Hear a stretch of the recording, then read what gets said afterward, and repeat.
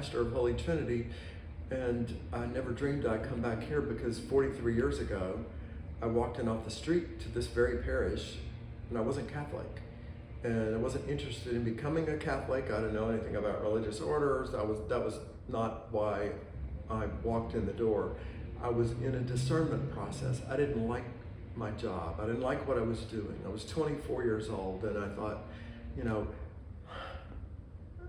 I've got to figure out what to do. I'm in grad school. And it's like, do I really want to, you know, commit myself to a life as a pianist and as a teacher? I just felt like surely there's more. And so I walked in, I sat down, and I said, God, help me decide what to do with the rest of my life. Well, kind of got an answer, but it was slow. You know, from that day on, I came to Mass every day. And one day at Mass, something happened. And I recognized Christ in the Eucharist. I started off from the very beginning thinking, I think God's calling me to be a priest, because I couldn't think, if this is true, if this is really happening, if Jesus Christ is really physically present in the Eucharist, then there's no place on the earth I'd rather be than, or nothing I would rather do than to get as close to that experience as possible. And so a year later, I was only in the church for a year when I was admitted to the seminary.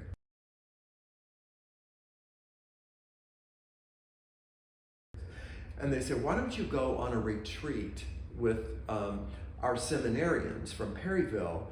They're going to be doing a service project in Juarez, Mexico, where we're going to smuggle food across the border from El Paso into Juarez, and we're going to serve the people that live in the city dump in Juarez. And I was like, okay, I'll try anything. You know, let's see what Vincentians do. And I'd only been there a few days when I was like, no way. No, if this is what Vincentians do, we were digging latrines. We were, you know, I mean, we couldn't take baths. They said you need to blend. And so you can't look like an American. So, you know, so we were filthy, dirty, we smell bad. I was like, this is not my thing. I can't, no way could I be a Vincentian. And I couldn't, so I was like resigned to that for the rest of the trip. I thought, you can tolerate anything for, you know, a few weeks. And so on the way out of the city dump, when I was so happy to be leaving, we turn around and there is a little girl, probably about 3 years old, by herself, standing on a pile of garbage. And she was waving. And that was it. I almost made it out of the dump. But that little girl is still waving at me.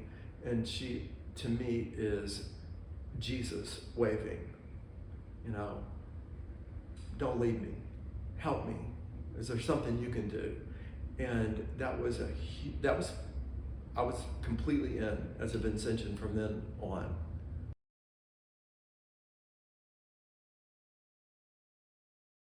And so if I could share anything that remotely sounds like advice, it's the experience of all I did was open my heart. That's all I did. I opened my heart to God, and the rest was details. You know, I think He has led me. I had to listen. And sometimes we fought over this whole thing. It wasn't easy. It was not, I don't know, there was just parts about it that just didn't feel, is this me? Really? Is this, you know, am I being true to who I am? And with each step in the process of coming to discern a vocation, I felt like God kept prodding me and saying, I don't know, what do you think? And I just kept listening.